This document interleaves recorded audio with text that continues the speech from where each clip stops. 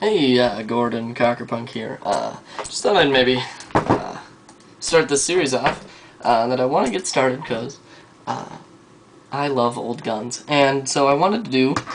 I've always wanted to do maybe even just type it up or whatever. But now that I got this YouTube channel going, I want to go through some of the older guns that I own and talk about them and kind of educate people because. I think there's other people out here who are interested in these things, and I guess if you don't like it, just reply saying you don't like it, and maybe I'll stop doing them. But I think there's some people out there who are interested in this kind of thing. I hope there are anyway.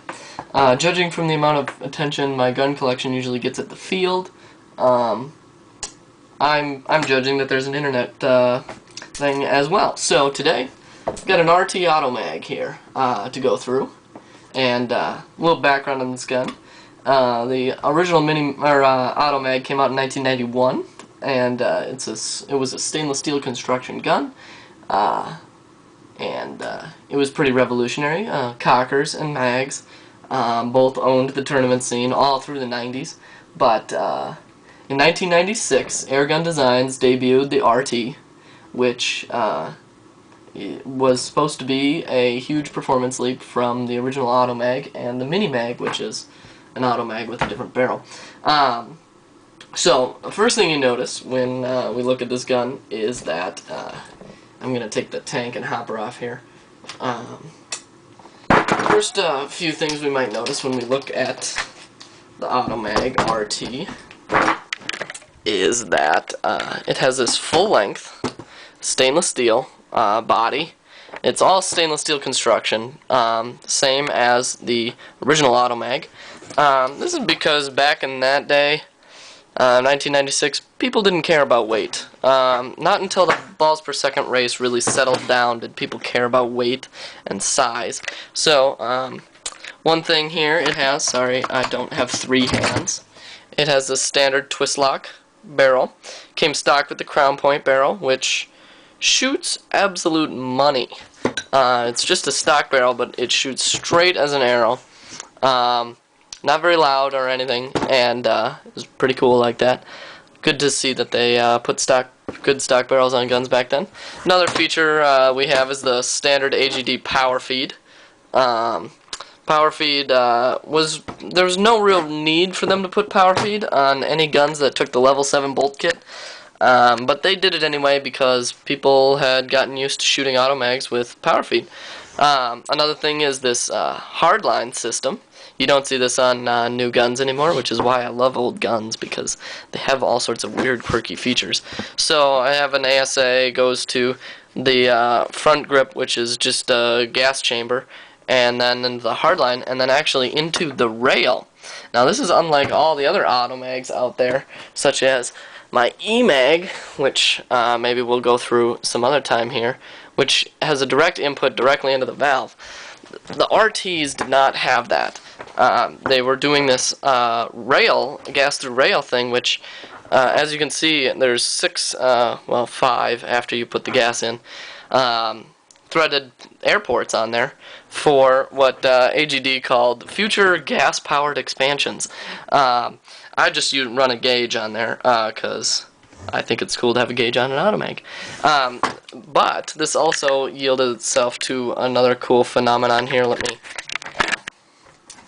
This has a gas-through rail, which means, unlike the hose input system, it has a banjo bolt from the rail into the valve right here. You can also see this gun is almost as fast a field strip as the Lux. A common point I like to point out. It came stock with a level 7 bolt kit, and it featured this valve recharges at 26 times a second. Compressed air only because CO2 will actually, because of the velocity which the air runs through here and the pressures, it will actually freeze. No matter how slow you shoot, it will freeze because the recharge on the valve is so fast. I have a level 10 on here, obviously. It took me a little bit to dial it in, but it's dialed in and it works great. So, this is a pretty cool valve. The RT, X valve, E-mag valve, all those RT Pro valves, they're all basically the same design. Obviously this one is slightly modified because the body goes the full length of the gun. So the outside diameter of the reg and whatnot is different than in a standard Automag. But the valve is really cool in that because the gun recharges so fast, there's a lot of friction in the tubing on this gun, which causes a lot of friction. Well, wait, there's a lot of friction which causes a lot of friction. Right. So, there's a lot of friction which causes a lot of heat. So, this gun will actually velocity ramp, more or less, maybe about 10 feet per second, shooting it really fast as compared to shooting it really slow. It also gets more consistent the faster you shoot it. This is the way the regulator works, where it's actually, rather than a standard regulator which has a spring here, and it opens partially to allow the pressure, and then closes. This thing is actually a free jet, and then as the pressure builds, it cuts off the free jet, unlike regular regulator, I guess. So, it's kind of a cool valve. All the new Automags have them and stuff like that. This guy, I have a power light frame on it, just because I like my mags to have a double trigger. It's fast as a thief, which is really cool. It's really quite a quick gun. It outshoots my autocockers for sure. I can probably squeeze a good 9 to 10 balls per second out of this gun.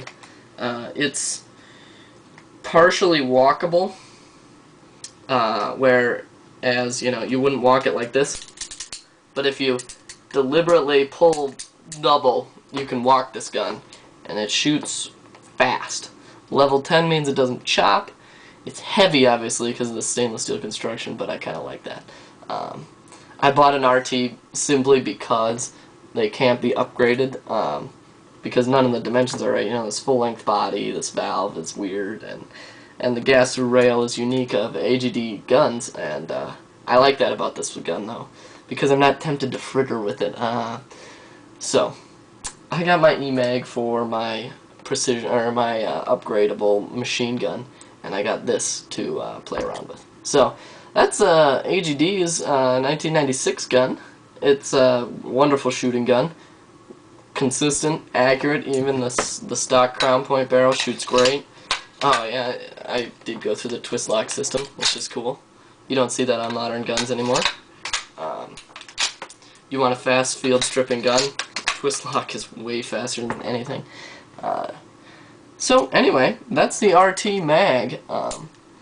There was in 1999, 98, I want to say, they revamped this gun into a gun called the RT Pro, which had the regular short style body with the longer style valve, but it's the same valve more or less, at least capability wise, in this gun, and it also came with the Intelli frame, and they deleted the hardline, so there's no gas through rail. So they just kind of like took the performance aspects of this gun and applied it to their old dimensions and their older compatibility. So the RT Pros fit all the new parts.